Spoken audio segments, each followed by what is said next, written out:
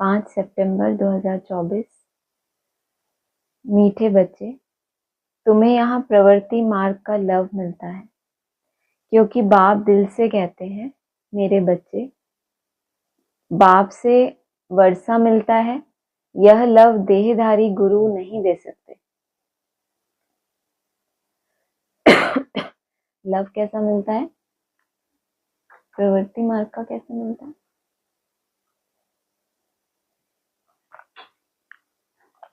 माँ का स्नेह कैसा होता है और पिता का कैसा होता है? अंतर होता है या एक जैसा होता है? अंतर होता है ना। तो दोनों प्रकार की पालना माना प्रवृत्ति मार्ग का लव। प्रश्न है, जिन बच्चों की बुद्धि में ज्ञान की धारणा है, श्रूढ़ बुद्धि है, उनकी निशानी क्या होगी? उन्हें दूसरों को सुनाने का शौक होगा। उनकी बुद्धि मित्र संबंधियों आदि में भटकेगी नहीं। श्रूढ़ बुद्धि जो होते हैं वह पढ़ाई में कभी उबासी आदि नहीं लेंगे। स्कूल में कभी आंखें बंद करके नहीं बैठेंगे। जो बच्चे तवाई होकर बैठते हैं, जिनकी बुद्धि इधर उधर भटकती रहती है। आंखें बंद करने का बाबा ने रीजन क्या बताया? जब बुद्धि इधर उधर भटकती है तो आंखें बंद, कहीं और चला जाता है ना मन, तो आंखें ये जो सब है वो क्यों देखेंगी? वो आंखें भी बंद हो जाएंगी, क्योंकि मन तो यहाँ है ही नहीं। तो इसको कहते हैं तवाई होकर बैठना। जिनकी बुद्धि इधर उधर भटकती रहती है वह ज्ञान को समझते ही नहीं। उनके लिए बाप को याद करना बड़ा मुश्किल है। ओम शांति। यह है बाप और बच्चों का मेला, गुरु और चेले अथवा शिष्यों का मेला नहीं है। इन गुरु लोगों की दृष्टि रहती है कि यह हमारे शिष्य हैं अथवा फॉलोअर्स हैं या जिज्ञासु हैं। हल्की दृष्टि हो गई ना। क्या क्या सोचना कि ये हमारे हैं, हमारे फॉलोअर्स हैं, हमारे जिज्ञासु हैं, ये सब सोचना ही क्या हो गई? हल्की दृष्टि। वह उस दृष्टि से ही देखेंगे, आत्मा को नहीं। वह देखते हैं शरीरों को। और वह चेले भी देह अभिमानी होकर बैठते हैं, उनको अपना गुरु समझते हैं। दृष्टि ही वह रहती है कि हमारा गुरु है। गुरु के लिए रिगार्ड रखते हैं। यहाँ तो बहुत फर्क है। यहाँ बाप ही बच्चों का रिगार्ड रखते हैं, जानते हैं इन बच्चों को पढ़ाना है। यह सृष्टि चक्र कैसे फिरता है? बेहद की हिस्ट्री ज्योग्राफी बच्चों को समझानी है। उन गुरुओं की दिल में बच्चे का लव नहीं होगा। जो बाप और बच्चे का संबंध होता है, वो जो गुरु होते हैं वो क्या समझते हैं? ये तो हमारे चेले हैं, ये हमारी रिस्पेक्ट करें। और यहाँ कौन सा लव है? बाप और बच्चे का लव।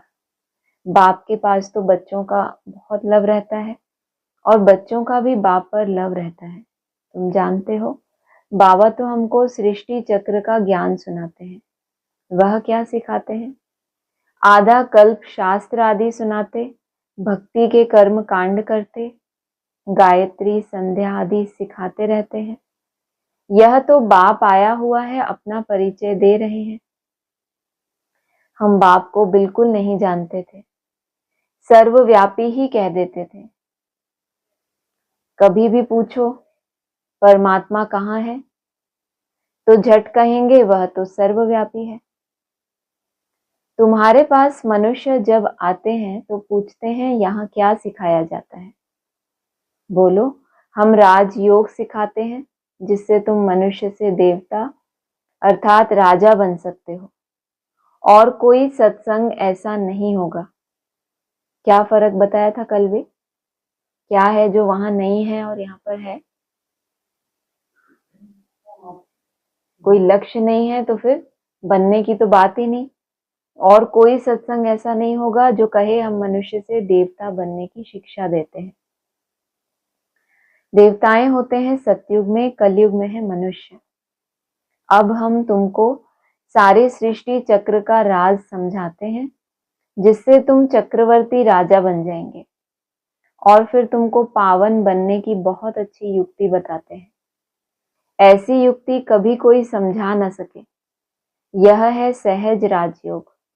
बाप है पतित पावन, वह सर्वशक्तिमान भी है, तो उनको याद करने से ही पाप भस्म होंगे, क्योंकि योग अग्नि है ना।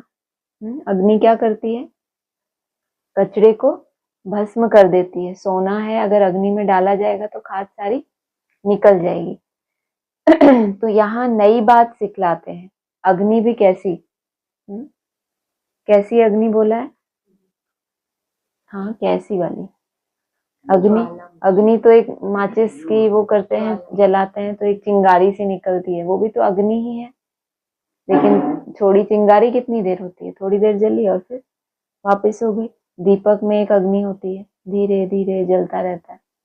और एक होती है ज्वालामुखी योग, जिसको बाबा ने बोला। जैसे ज्वाला होती है, उसकी अग्नि कितनी तेज होती है, कितना उसका टेम्परेचर होता है। तो वैसा अगर योग हो जाएगा तब क्या होगा? बहुत तेजी से पाप कटेंगे। तो यहाँ यह नई बात सिखलाते हैं। यह ज्ञान मार्ग है। ज्ञान सागर एक ही बाप होता है। ज्ञान और भक्ति अलग अलग है। ज्ञान सिखाने के लिए बाप को आना पड़ता है, क्योंकि वही ज्ञान का सागर है। वह खुद आकर अपना परिचय देते हैं कि मैं सबका बाप हूँ। ब्रह्मा द्वारा सारी सृष्टि को पावन बनाता हूँ। पावन दुनिया है सतयुग, पतित दुनिया है कलयुग। तो सतयुग आदि और कलयुग अंत का यह है संगम युग। इनको लीप युग कहा जाता है। इसमें हम जंप मारते हैं। कहाँ के लिए? पुरानी दुनिया से नई दुनिया में सीधा जंप मारते हैं। वह तो सीढ़ी से आहिस्ते आहिस्ते नीचे उतरते आए, तो उल्टी सीढ़ी चढ़ने वाले नहीं। पुरानी दुनिया से नई दुनिया में सीधा क्या करना? जंप मारना है। क्या करेगा?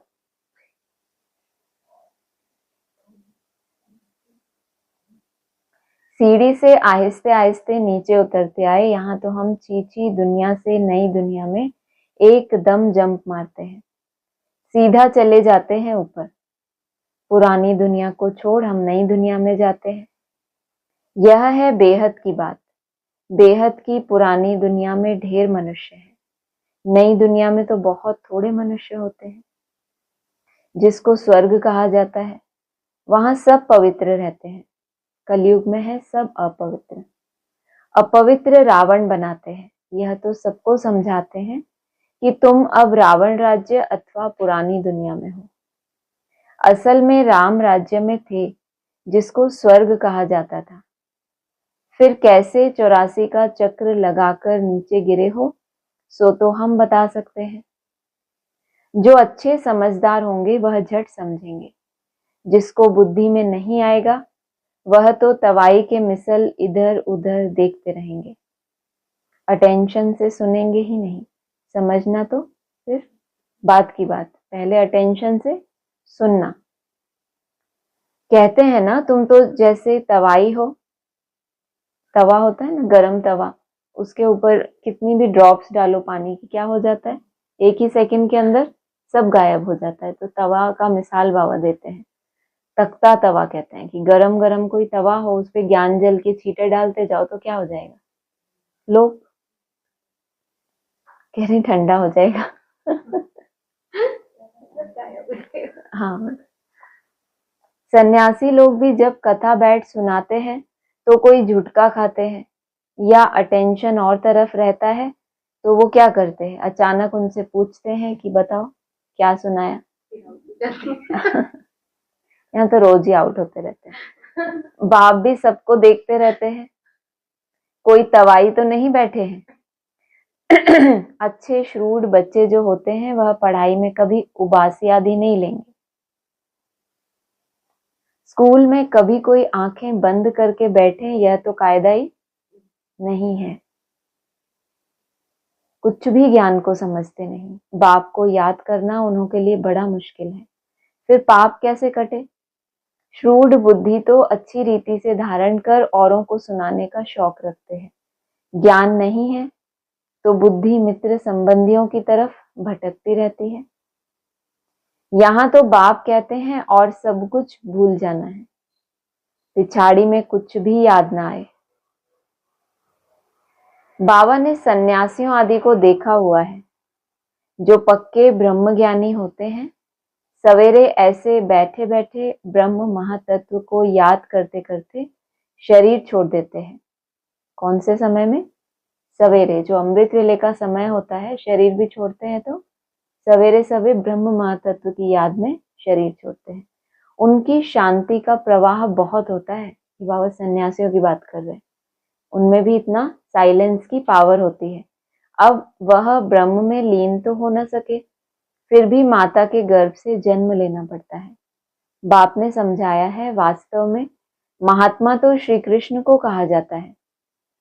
मनुष्य तो बिगर अर्थ समझे ऐसे ही कह देते हैं।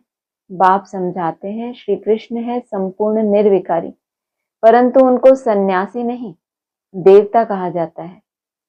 सन्यासी कहना या देवता कहना उनका भी अर्थ है। यह देवता कैसे बना? सन्यासी से देवता बना। पहले क्या किया? सन्यास किया, फिर क्या बना? देवता। बेहद का सन्यास किया, फिर चले गए नई दुनिया में। वह तो हद का सन्यास करते हैं, बेहद में जा न सके, हद में ही पुनर्जन्म लेना पड़े विकार से, बेहद का मालिक बन न सके, राजा रानी कभी बन न सके, क्योंकि उन्हों का धर्म ही अलग है। सन्यास धर्म देवी देवता धर्म नहीं है। बाप कहते हैं, मैं अधर्म विनाश कर देवी देवता धर्म की स्थापना करता हूँ। विकार भी अधर्म है ना? विकार ही क्या है? सब धर्मों को छोड़कर मेरी शरण में आ जा। अधर्म क्या है? विकार। तो वो विकार जिन जिन के अंदर अंत तक भी रह जाएंगे, उनको दूसरे धर्मों में कन्वर्ट होना पड़ेगा। इसीलिए बाप कहते हैं, इन सब का विनाश और एक आदि सनातन देवी देवता धर्म की स्थापना करने मुझे आना पड़ता है। भारत में जब सतयुग था तो एक ही धर्म था, वही धर्म फिर अधर्म बनता है। अब तुम फिर से आदि सनातन देवी देवता धर्म स्थापन कर रहे हो। जो जितना पुरुषार्थ करेंगे उतना ऊंच पद पाएंगे। अपने को आत्मा निश्चय करना है। भल गृहस्थ व्यवहार में रहो, उसमें भी जितना हो सके उठते बैठते यह पक्का करो। जैसे भक्त लोग सवेरे उठकर एकांत में बैठ माला जपते हैं, तुम क्या करते हो? वो तो सवेरे सवेरे क्या करते हैं? क्या बोला? भक्त लोग क्या करते हैं? सवेरे सवेरे एकांत में बैठ माला जपते हैं। और तुम क्या करते हो? सवेरे सवेरे बस। अंतर हो गया ना? तुम तो सारे दिन का हिसाब निकालते हो। फलाने समय इतनी याद रही, माना तुम्हारा कोई टाइम फिक्स नहीं कि इतने से इतना, इतने से इतना। उस टाइम पर उस आधे घंटे में कितना याद किया, फिर नेक्स्ट आधे घंटे में क्या याद किया, किया नहीं किया, सब हिसाब। नहीं किया तो उसका भी हिसाब, और कितना किया उसका भी हिसाब। तुम तो सारे दिन का हिसाब निकालते हो। सब ब्राह्मण निकालते हैं ऐसा हिसाब। फलाने समय इतनी याद रही और फिर सारे दिन में इतना समय याद रही। लास्ट में टोटल भी तो करते हो ना? क्या बोला? माला जप रहे आप। क्या क्या बोला? इतना इंपॉर्टेंट पॉइंट आपको काम नहीं आएगा। क्या बोला?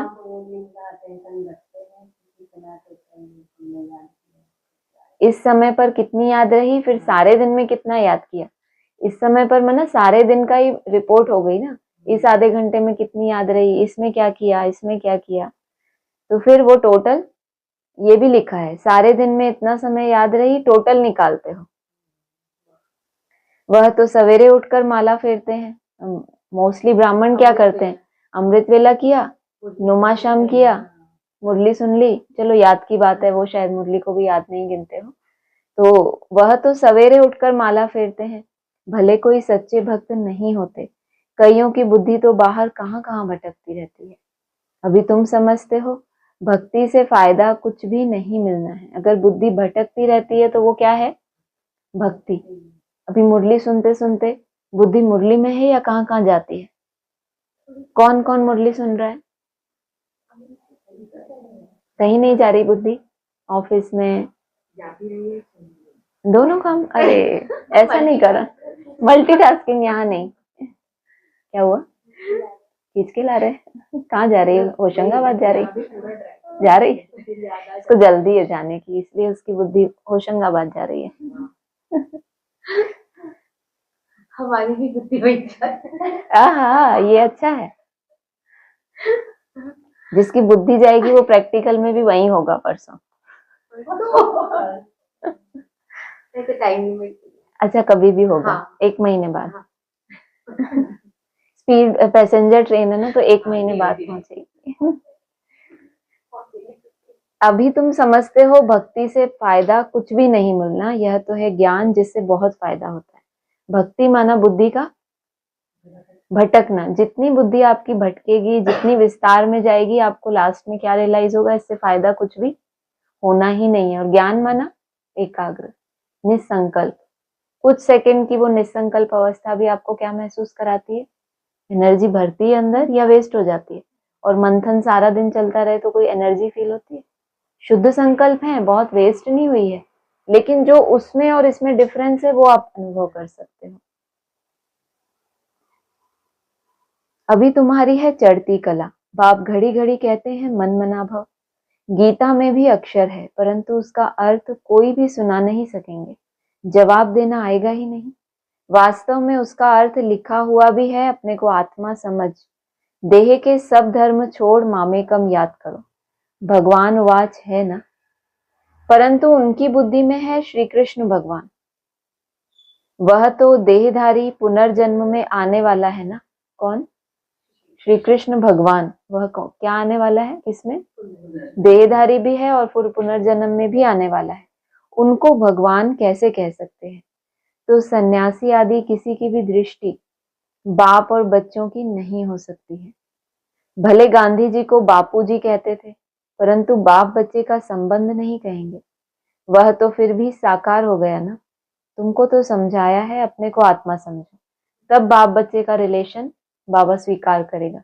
नहीं तो हम ये कंट्रास्ट तो करते हैं कि गुरुओं की सभा में तो चेले होते हैं, हम तो बच्चे हैं। लेकिन बच्चे कब? जब खुद को आत्मा समझे। इसमें जो बाप बैठा है वह है बेहद का बापूजी। लौकिक और पारलौकिक दोनों बाप से वर्षा मिलता है। बापूजी से तो कुछ भी नहीं मिला। अच्छा, भारत की राजधानी वापस मिली, परंतु यह वर्षा तो नहीं कहेंगे। सुख मिलना चाहिए ना। वर्षे होते ही दो हैं, एक हद के बाप का, दूसरा बेहद के बाप का। ब्रह्मा से भी कोई वर्षा नहीं मिलता। ये ब्रह्मा कौन सा बाप है? अलौकिक बाप। एक होता है लौकिक, एक होता है पारलौकिक। इन दो से वर्षा मिलता है। और अलौकिक बाप से कोई वर्षा नहीं मिलता। भल सारी प्रजा का वह पिता है। उनको कहते हैं ग्रेट ग्रेट ग्रैंडफादर। वह खुद कहते हैं मेरे से तुमको कुछ भी वर्षा नहीं मिलता। जबकि यह खुद कहते हैं मेरे से वर्षा नहीं मिल सकता, तो उस बापूजी से फिर क्या वर्षा मिल सकेगा? जब बेहद का बापूजी ही बोल रहा है कि मुझसे वर्षा तुम्हें नहीं मिलेगा, ब्रह्मा बापूजी, तो फिर उस बापू से क्या वर्षा मिलेगा जो हद के गांधी के लिए बोलते हैं ना। कुछ भी नहीं। अंग्रेज तो चले गए, अभी क्या है? भूख हड़ताल, पिकेटिंग, स्ट्राइक आदि होती रहती है। कितनी मारामारी होती रहती है, कोई का डर नहीं। जब वो थे तो कम से कम कुछ ना कुछ डर था। चले गए तो उसके बाद भी ये सब चलता रहता है ना। बड़े बड़े ऑफिसर्स को भी मार देते हैं, सुख के बजाय और दुख है। तो बेहद की बात यहाँ ही है। बाप कहते हैं पहले पहले तो यह पक्का निश्चय करो कि हम आत्मा हैं, शरीर नहीं। बाप ने हमको अडॉप्ट किया है, हम अडॉप्टेड बच्चे हैं। तुमको समझाया जाता है बाप ज्ञान का सागर आया है और सृष्टि चक्र का राज समझाते हैं, दूसरा कोई समझा न सके। बाप कहते हैं देह सहित देह के सब धर्मों को भूल मामेकम याद करो। सतो प्रधान जरूर बनना पड़ेगा। यह भी जानते हो पुरानी दुनिया का विनाश तो होना ही है। नई दुनिया में बहुत थोड़े होते हैं। कहाँ इतनी करोड़ों आत्माएं और कहाँ 9 लाख। इतने सब कहाँ जाएंगे? अब तुम्हारी बुद्धि में है हम सब आत्माएं ऊपर से ऊपर में आई थी, फिर यहाँ आई हैं पार्ट बजाने। आत्मा को ही एक्टर कहेंगे। आत्मा एक्ट करती है इस शरीर के साथ। आत्मा को ऑर्गन्स तो चाहिए ना। आत्मा कितनी छोटी है, 84 लाख जन्म है नहीं। हर एक अगर 84 लाख जन्म लें फिर पार्ट रिपीट कैसे करेंगे? याद नहीं रह सकता, स्मृति से बाहर चला जाए। 84 जन्म भी तुमको याद नहीं रहते, भूल जाते हो। अब तुम बच्चों को बाप को याद कर पवित्र जरूर बनना है। इस योग अग्नि से विकर्म विनाश होंगे, यह भी निश्चय है। बेहद के बाप से बेहद का वर्षा हम कल्प कल्प लेते हैं। अब फिर स्वर्गवासी बनने के लिए बाप ने कहा है मामेकम याद करो, क्योंकि मैं ही पतित पावन हूं। तुमने बाप को पुकारा है ना, तो अब बाप आए हैं पावन बनाने। पावन होते हैं देवता, पतित होते हैं मनुष्य। हाँ, मनुष्य किसको कहा जाता है? जो मनु की औलाद है, जो मनन चिंतन जिसका चलता है। जाम नहीं है, जानवर बुद्धि भी नहीं है, उसका मनन चिंतन चलता है, तो भी उसको क्या कहा? पतित। पतित होते हैं मनुष्य, पावन होते हैं देवता। पावन बनकर फिर शांति धाम में जाना है। तुम शांति धाम जाना चाहते हो या सुख धाम में आना चाहते हो? क्या पूछा? हाँ तो बताओ, कहाँ आना है? शांति चाहिए?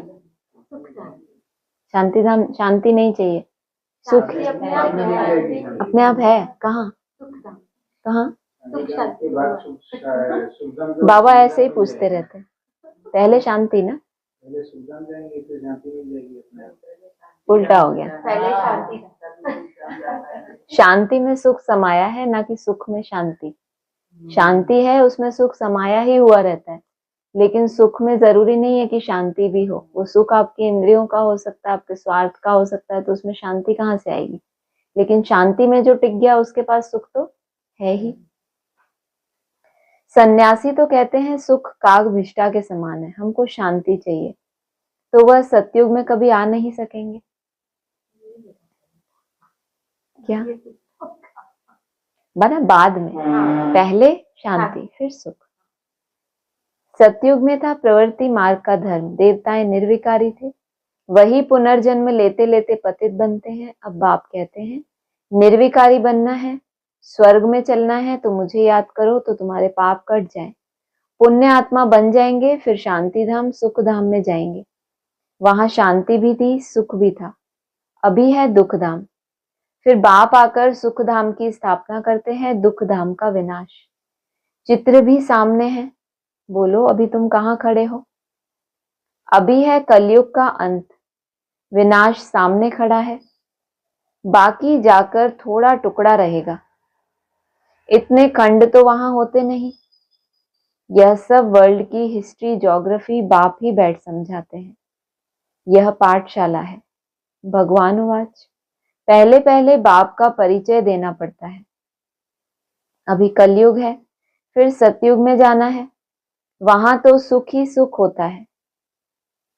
एक को याद करना, वह है अव्यभिचारी याद। शरीर को भी भूल जाना है। शांति धाम से आए हैं, फिर शांति धाम में जाना है, वहां पतित कोई जा ना सके। बाप को याद करते करते पावन बन तुम मुक्ति धाम में चले जाएंगे। यह अच्छी रीति बैठ समझाना पड़ता है। आगे इतने सब चित्र थोड़े ही थे। बिगर चित्र भी नटशेल में समझाया जाता है था। पहले इतने सारे चित्र नहीं थे, विस्तार इतना नहीं था, लेकिन सार को समझाया जाता था। अभी क्या हुआ? सार लुप्त हो गया और चित्र ही बहुत हो गए। इस पाठशाला में मनुष्य से देवता बन जाना है। यह है नई दुनिया के लिए नॉलेज, वह बाप ही देंगे ना। तो बाप की दृष्टि रहती है बच्चों पर, हम आत्माओं को बढ़ाते हैं। तुम भी समझाते हो, बेहद का बाप हमको समझाते हैं। उनका नाम है शिव बाबा। सिर्फ बेहद का बाबा कहने से भी मूंझ जाएंगे, क्योंकि बाबाएं भी बहुत हो गए हैं। म्यूनिसिपैलिटी के मेयर को भी कहते हैं बाबा। बाप कहते हैं मैं इसमें आता हूं तो भी मेरा नाम शिव ही है। मैं इस रथ द्वारा तुमको नॉलेज देता हूं। इनको अडॉप्ट किया है, इनका नाम रखा है प्रजापिता ब्रह्मा। इनको भी मेरे से वर्षा मिलता है। अच्छा, मीठे मीठे सिक्की लदे बच्चों प्रति माता पिता बाप दादा का याद प्यार गुड मॉर्निंग। रूहानी बाप की रूहानी बच्चों को नमस्ते। रूहानी बच्चों की रूहानी बाप दादा को नमस्ते। सार है, अभी पुरानी दुनिया से नई दुनिया में क्या देना है? जंप देना है। जंप देने का समय है। कहां से कहां? क्या देना है? जंप। कैसे देंगे? अव्यक्तवाणी में हाई जंप की परिभाषा सुनी है? Very good. इसलिए इस पुरानी दुनिया से बेहद का संन्यास करना है, इसे बुद्धि से भूल जाना है। दूसरा है पढ़ाई पर पूरा अटेंशन देना है। स्कूल में आंखें बंद करके बैठना यह कायदा नहीं है। ध्यान रहे, पढ़ाई के समय बुद्धि इधर उधर ना भटके, उबासी ना आए। जो सुनते जाएं वह धारण होता जाए। उबासी कब आती है? सबका यही अनुभव है कि हमारी बुद्धि भटकती है तो उबासी आती है। आपको अभी अभी आई ना, इसलिए मैंने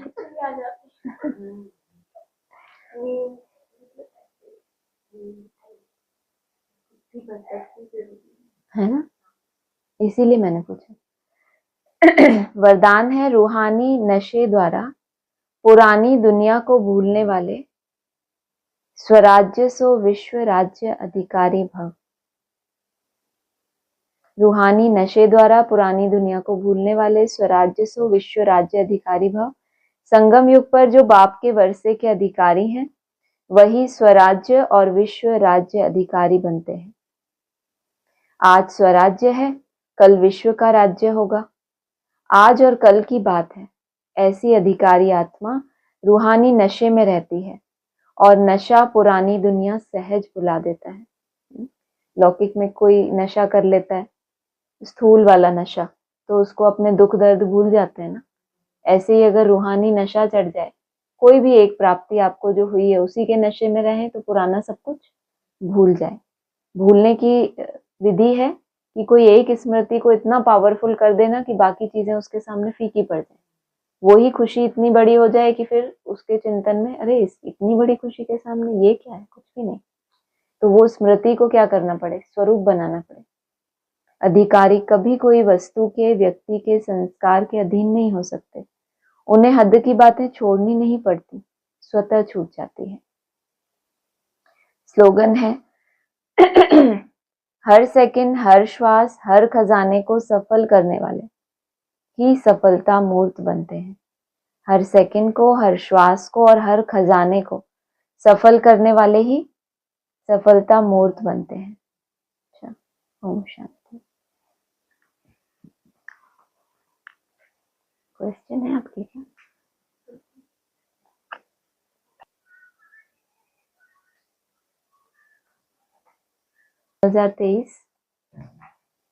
वही सदगति दाता सबका है, वह जब आए तभी ब्रह्मा विष्णु शंकर से कार्य कराए।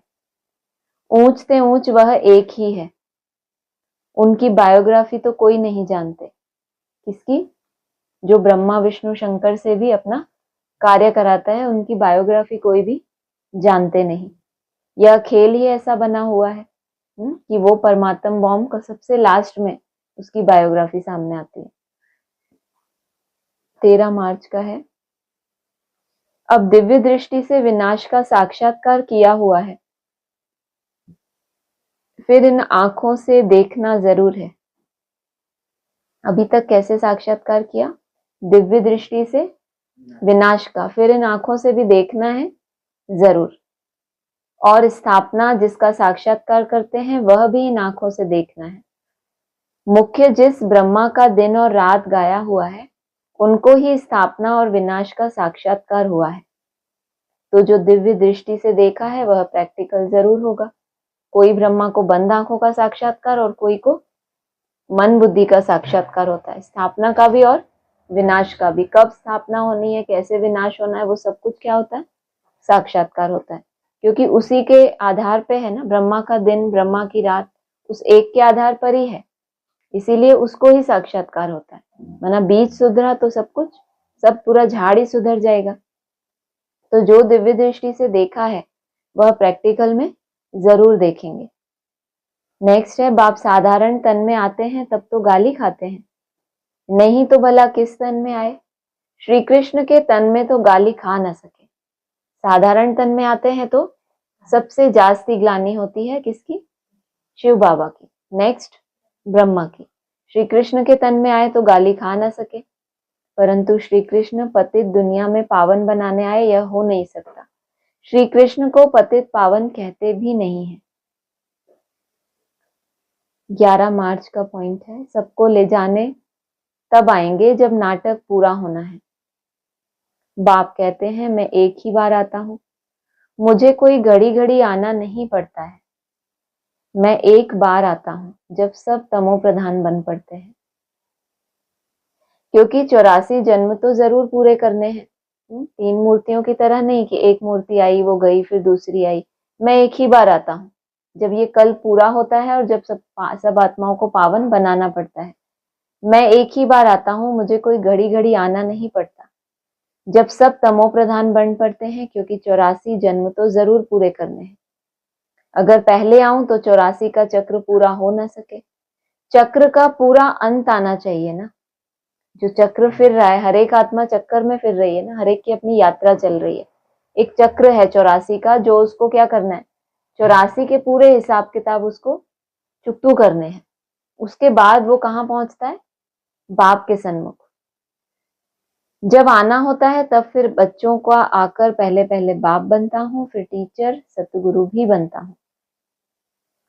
नेक्स्ट है, महाभारी लड़ाई भी सामने खड़ी है, जो पढ़ेंगे वही पद पाएंगे, बाकी सब हिसाब किताब चुकतू कर वापस चले जाने वाले हैं। तुमको अभी प्रैक्टिकल में अपने पापों का खाता चुकतू कर और पुण्य का खाता जमा करना है। जितना जितना ज्ञान और योग में रहेंगे तो पुराना खाता भस्म हो, नया जमा होता जाएगा। कैसे पता चलेगा अब मेरा पुराना भस्म हो गया, अब नया जमा हो रहा है? जिस पुराने तरह के जो संस्कार थे, जो संकल्प थे, अब पुराने संकल्प नहीं होते। मेरी सोच बदल गई। मेरी जिन चीजों को मैं पहले नेगेटिव दृष्टि से देखता था, अभी मेरी नेगेटिव के प्रति भी कैसी दृष्टि आ रही है? एकदम ना, पुराना जो था संस्कार, खुद का ही संस्कार था, दृष्टि से ही सृष्टि होती है ना, तो अब वो बदल रही है। योग बल से तुम्हारी आयु बढ़ेगी, तुम एवर हेल्दी वेल्दी बनते जाएंगे। ज्ञान और योग से दोनों मिलते हैं। ज्ञान से क्या मिलती है? वेल्थ, और योग से हेल्थ। ज्ञान और योग से दोनों मिलते हैं। यह तुम्हारे लिए हॉस्पिटल भी है तो कॉलेज भी है। सतयुग में तो गोल्डन स्पून इन माउथ है। बच्चों ने साक्षात्कार भी किए हैं, कैसे विमानों में सोना भरकर आते हैं, महल आदि बहुत जल्दी सब कुछ बन जाता है। अब भी बाबा के देखते देखते बिजली, मोटर आदि क्या क्या बन गए हैं। आगे अनाज कितना सस्ता था, तो सतयुग में कितना सस्ता होगा। यहाँ सोने के सिक्के की कीमत 100 रुपया है, वहां तो 1 पैसा होगी। यहाँ सोना मना सच्चाई, हाँ, एक मना सच्चाई की कीमत कितनी ज्यादा है, क्योंकि कहीं मिल ही नहीं रही सच्चाई सफाई। और वहां तो सब सच्चे हैं, सब गोल्डन है, तो फिर उसकी कीमत उतनी थोड़ी रहेगी। जो चीज ज्यादा है उसकी कीमत कम होती है ना, जो है ही नहीं तो उसकी कीमत बढ़ जाती है।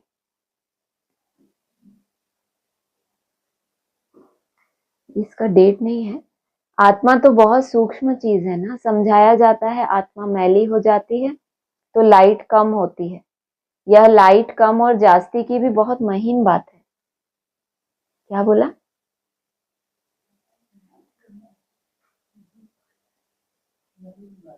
क्या महीन बात है? बात तो बता।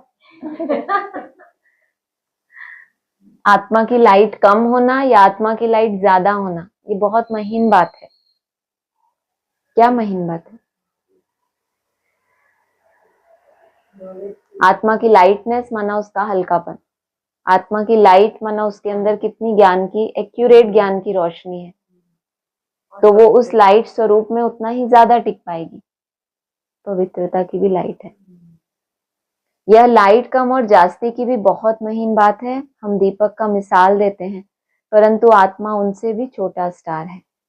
साक्षात्कार होता है, देखा और गया। अब तुम बाप का सिमरन करते हो। बाप ने अपना रूप बताया है। तुम जानते हो, शिव बाबा को याद करने से विकर्म विनाश होते हैं। भलौर मनुष्य शिव को याद करते हैं, परंतु इस ज्ञान से याद नहीं करते, वह जानते ही नहीं। न जानने के कारण विकर्म विनाश हो नहीं सकते। जो बाप को जानते ही नहीं फिर भी याद करते हैं तो भी विकर्म विनाश उनके होते ही नहीं। यह जानते ही नहीं कि हम योग लगाने से विकर्माजीत बनेंगे। 17 मार्च 2023 का है। संपूर्ण निर्विकारी थे सूर्यवंशी। राम सीता को भी चंद्रवंशी क्षत्रिय कहेंगे। मनुष्य तो उन्हों को भी भगवान समझ लेते हैं। तुम बच्चे जानते हो, सूर्यवंशी और चंद्रवंशी में रात दिन का फर्क है। वह 16 कला संपूर्ण नई दुनिया के मालिक और वह 14 कला संपूर्ण। 2 कला कम हो जाती है, दुनिया कुछ पुरानी हो जाती है। सूर्यवंशी का नाम वाला है, रात दिन का फर्क बता दिया। और मनुष्य चंद्रवंशी राम सीता को भी क्या कहते हैं? भगवान ही कहते हैं ना। तो बाबा क्या कह रहे हैं? सूर्यवंशी और चंद्रवंशी में कितना फर्क है? रात दिन का फर्क है। दुनिया कुछ भी नहीं जानती। चलो आप प्रश्न पूछ लो। अच्छा इसमें कॉल है, पूछो ऑनलाइन किसी का कुछ। ऑनलाइन किसी को कुछ बोलना है? क्या था? हाँ नहीं, हाँ कुछ और था तो वो मैंने बोला कि वो पूछूंगी मैं। वो बहुत अच्छा। हर सेकंड हर श्वास हर खजाने को सफल करने हाँ, हर सेकंड हर श्वास हर खजाने को सफल करने वाले ही सफलता मूर्त बनते हैं। तो हर सेकंड हर श्वास जब करेंगे तब तो तब बनेंगे भी तो सफलता की मूर्ति ना एकदम। जब करना शुरू करेंगे, कोई टाइम बोला है ना क्लास में, एक ऐसा भी आएगा, तो मिनट का भी अटेंशन रखेंगे तो एक टाइम ऐसा भी आएगा। तो पराकाष्ठा की बात है। जो अभी मिनटों का अटेंशन रख रहे हैं, आगे चल के सेकंड्स का रखना कोई बड़ी बात थोड़ी है। जब एकदम फ्री हो जाएंगे तो क्या करेंगे सारा दिन? यही कुछ करेंगे ना। ऐसा आएगा टाइम।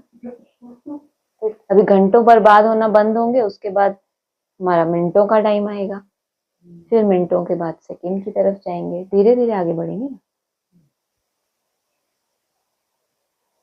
और फिर रूहानी नशा जो है वो सदा चढ़ा रहे। मतलब ऐसे तो नशा चढ़ा रहता है कि हम बहुत चढ़ा रहता है, लेकिन फिर भी वो रूहानी नहीं है ना। मतलब रूह के अंदर जब वो खुशी समा जाती है, नहीं डायरेक्ट नहीं, लेकिन कोई भी आप ऐसे एग्जाम्पल से समझो कि रूह को कोई खुशी मिली, कोई भी खुशी, तो वो जो खुशी की बात है वो कभी भूलती नहीं है कि वो रूह को नशा चढ़ गया कि मुझे फलाने टाइम पर ये बाबा ने दिया। तो वो है रूह को जो प्राप्ति हुई उसके आधार से खुशी। तो वो अनुभव कभी आप भूल जाते हो? नहीं ना, क्योंकि वो आपको प्राप्त हुआ है। ये जो हम ज्ञान का सिर्फ चिंतन करके खुद को नशा चढ़ाते हैं वो टेम्परेरी होता है, मुझे ये समझ आता है। और जब वो अनुभव आपको हो जाता है, जब आप प्रैक्टिकल जीवन में ही आ गया आपके, तो कोई नशा है तभी तो जीवन में ला रहे हो ना। इतना मुश्किल सब्जेक्ट है याद की यात्रा, और उसके ऊपर कोई बहुत मेहनत कर रहा है, तो जरूर उसको पता है ना कि इससे प्राप्ति क्या होनी है। तो वो उसको ये थोड़ी कहेंगे उसका नशा उतरा, अगर उसकी याद की तड़पन कभी कम ही नहीं हो रही। इसका मतलब एक नशा उसको परमानेंट चढ़ा हुआ है, उसको पता है कि याद से क्या होगा। तो ये तो है ही। लेकिन ये जो आप कह रहे हो कि रूहानी नशा जो उतर जाता है, मतलब जब परिस्थितियां ज्यादा उतरता नहीं है, मतलब वही मर्ज हो जाता है, ऐसा बोलो। हाँ, मर्ज हो जाता है उस टाइम के लिए। मतलब वो हर वक्त वो नशा चढ़ा ही रहे, वो वाला स्टेज। वो हमारा बहुत लास्ट में आता है, जिसको बाबा कहते हैं कापारी नशा। वही मैंने कहा ना कि रूहानी नशा जो रूह को अनुभव हो गया, वो उसी के, वो रूह बना हुआ है जो, उसको अगर वो नशा चढ़ गया तो फिर वो कभी उतरता नहीं। हाँ, तो बीच बीच में हम जिस्मानी बन जाते हैं तो फिर वो हाँ। रूहानी का फोर्स कम हो जाता है। अगर रूह में वो बात सबकॉन्शियस में, कहते हैं ना कोई डिप्रेशन में जाता है तो कहते हैं इसके सबकॉन्शियस में चली गई क्या नेगेटिविटी, ऐसा ही कहते हैं ना कि अब वो चीज कोई चाहता है भी है तो निकल नहीं पाती, बहुत मेहनत लगती है ना, क्योंकि वो घर कर गई। अब इसका उल्टा सोचो, किसी के अंदर खुशी का ऐसा कुछ सबकॉन्शियस में चला गया, खुशी की कोई ऐसी बात की ये मुझे प्राप्ति हुई, वो कोई उससे दुनिया की ताकत छुड़ा नहीं सकती, ऐसा वाली बात कही मैंने। वो थोड़ा बोलने में ऐसा आया इसलिए मैंने कहा पहले पूरी बात कल एक जो पॉइंट्स आते हैं शिव बाबा पॉइंट, बहुत ही एक थोड़ा उसमें क्लैरिफिकेशन भी होता है, ठीक है आप हाँ पढ़ो। होता है, लेकिन वो क्लैरिफिकेशन में भी नहीं। समझ नहीं आया। हाँ ठीक है।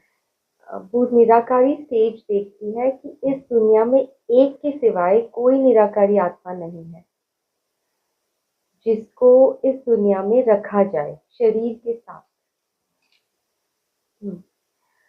वो सबको खलास कर देती है, चाहे परा प्रकृति हो या अपरा प्रकृति हो, उनका भी शरीर खलास होगा या रह जाएगा। मतलब ये सार है। ये पूरा क्लैरिफिकेशन है, मुरली का पॉइंट नहीं है। हाँ जो पोस्ट डालते हैं ना हम्म वो सारा ये क्लैरिफिकेशन में जो तो सिर्फ क्लैरिफिकेशन डाला हुआ है। मान लो इसके साथ मुरली में क्या बोला हुआ था, ये मुरली में जब ये चली है किस पॉइंट के ऊपर बाबा ने ये बातें समझाई हैं, शरीर को वो रह जाता है। जब ये सिर्फ छोटा छोटा कुछ ऐसा डालते हैं ना तो लिंक नहीं बिठा पाते कि किस सेंस में बोला। हाँ वैसे तो परा और अपरा दोनों का ही ये है कि शरीर छुड़ाए मना वही देह भान उसमें भी नहीं रहता, ना परा होता है ना अपरा, बिंदी हो जाता है। परा प्रकृति बिंदी, बिंदी में तो फिर कुछ भी नहीं है ना, तो परा और अपरा दोनों ही खलास हो गए उसके लिए। तो वो बात होगी, पता नहीं, मैं तो ऐसे कह रही हूँ लेकिन वो पूरा सुनना पड़ेगा। हाँ किस पॉइंट से लिंक करके बाबा ने ये समझाया है, अच्छा तो उसके लिए कोई मुरली का पॉइंट होगा। ये तो क्लैरिफिकेशन है जो आपने पढ़ा अभी। अच्छा। फिर ये व्रत व्रत दृष्टि क्या मतलब हुआ? टेढ़ी दृष्टि, टेढ़ी वक्र। पर इसमें वक्र, हाँ वक्र होना है।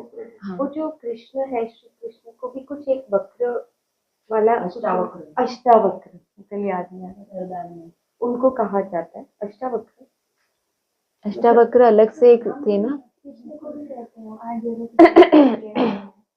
हाँ तो वो क्या कोई स्टोरी है इसके लिए? बताओ। वो जन्म से ही वो, हाँ वाला जो आपने जो पॉइंट निकाला है पहले वो क्लियर कर लो। मुझे ये समझना था वक्र वाला पहले, ये अष्टावक्र, फिर मैं ये वाला। वक्र यानी टेढ़ी दृष्टि, अष्टावक्र स्टोरी ही पूरी अलग अच्छा बोला। कैरेक्टर है। वो 8 जगह से टेढ़ा होता है। लोग होते हैं ना हाथ पैर मुड़े हुए दिखाए हैं। उसने जनक को ज्ञान दिया था, जनक राजा था ना, विदेही जनक कहते हैं उसको, उनको अष्टावक्र ने ज्ञान दिया।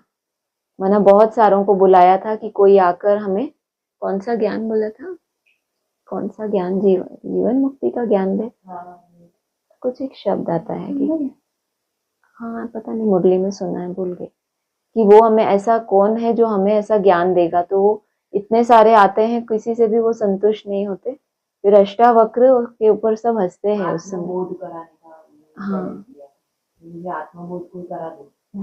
इतने लोग हो साधु संत, तो कोई ऐसा तो होगा जो मुझे आत्मबोध करा दे, और कुछ टाइम लिमिट दी थी इतनी देर में मुझे करा देते। तो वो अष्टावक्र कराते हैं उनको। तो मुरली में आया कि अष्टावक्र ने जनक को ज्ञान दिया, तो वैसा। लेकिन 8 जगह से वो टेढ़ा था, तो एक उसकी निंदा करते थे सब कि ये कैसा है, ये है। बाकी उसकी आत्मा में जो क्वालिटी थी वो उस हिसाब से बताया। और उसको टेढ़ा क्यों बताया? वो श्राप मिला हुआ था कोई, मतलब लेकिन बेहद में उसको भी कैसे लगा? ऐसा बोला है बाबा ने कि 8 जगह से मुड़ा हुआ, जैसे कृष्ण खड़ा हुआ है ना तो हाथ भी टेढ़ा है, एक पैर भी टेढ़ा है, तो वो घुटना भी मुड़ा हुआ है, तो उस हिसाब से बता दिया कि मुड़ा हुआ दिखाया सब कुछ। में टेढ़ी चाल है, उसके रहस्यों को समझना, उस मुरली को समझना, फिर वो जैसे टेढ़ी चाल है ना, चाल में भी चाल समाई है, उन रहस्यों को समझना बहुत मुश्किल है, इसीलिए उसको बोला है वक्र। वार्तालाप में कहीं जाना है। पूरा बोलो शुरू से। ये ले मुझे वार्तालाप में मैंने सुना है, वार्तालाप ही होगा, बाबा ने सुना था कि 8 जगह से टेढ़ा है ना वो विष्णु खड़ा, 8 पटरानियों ने धोखा दे दिया। 8 जगह से मारा गया। अच्छा, उसको तो पता तो मुझे भी था, लेकिन जो मुझे अच्छा नहीं लगता वो मैं नहीं बोल। बाकी अच्छा, तो फिर अब ये वाला पॉइंट जो, क्योंकि पहले तो ये समझ नहीं आ रहा था अष्टावक्र, और अष्टावक्र नाम भी याद नहीं आ रहा था, तो ये बोला कि वक्र दृष्टि कहीं या राइटियस दृष्टि कहीं, तो ये पूरा पॉइंट ही वैसे तो आप पढ़ना पड़ेगा पढ़ो अच्छे तो। से। क्या करें, तो आधा आधा पूछोगे तो कैसे समझ आएगा। अब देखो ना, वो पढ़ लेना, इतना लंबा थोड़ी।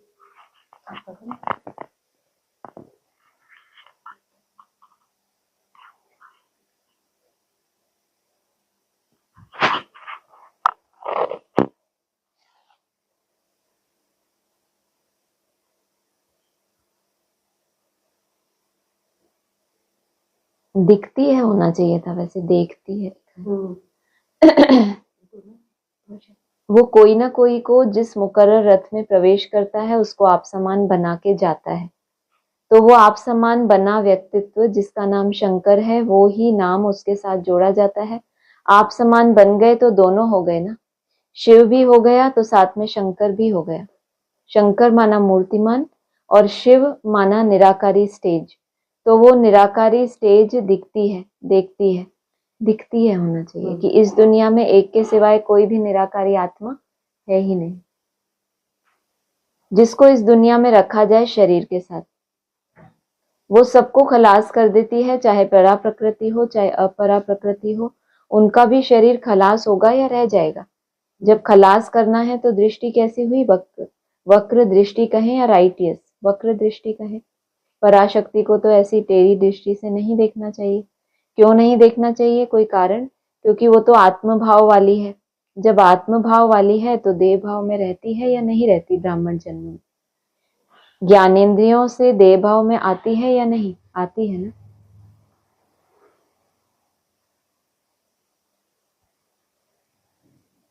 तो मुझे तो ऐसा कुछ उसमें लगा नहीं, कोई गहराई वाली बात नहीं, क्योंकि मुझे तो समझ ही नहीं आया, मैंने सोचा कि मैं पूछूं कि क्या है इसका मतलब। कोई भी चीज को बीच में से उठा के समझने की कोशिश करेंगे तो कंफ्यूजन ही और क्रिएट होगा।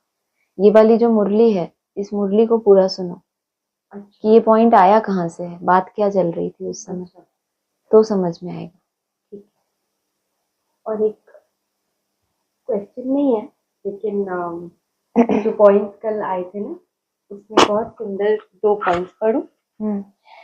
जैसे बाप विचित्र है, विचित्र बाप की लीला भी विचित्र है। दुनिया वाले समझते हैं बाप चले गए और बाप बच्चों से विचित्र रूप में जब चाहे तब मिलन मना सकते हैं। दुनिया वालों की आंखों के आगे पर्दा आ गया। वैसे भी स्नेही मिलन पर्दे के अंदर अच्छा होता है।